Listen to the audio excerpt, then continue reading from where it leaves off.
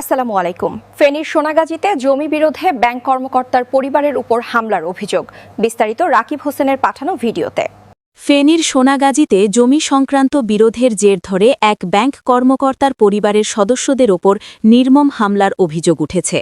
শুক্রবার বিকেলে সোনাগাজী পৌরসভার ৪ নম্বর ওয়ার্ডের পাণ্ডববাড়ি এলাকায় এ ঘটনা ঘটে।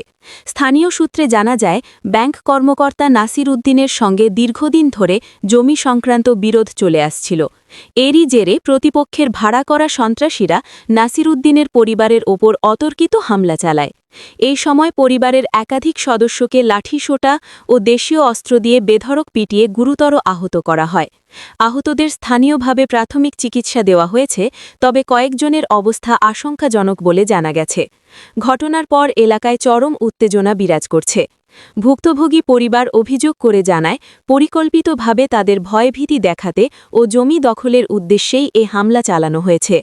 তারা ঘটনার সুষ্ঠু তদন্ত ও দোষীদের দ্রুত গ্রেফতারের দাবি জানিয়েছেন।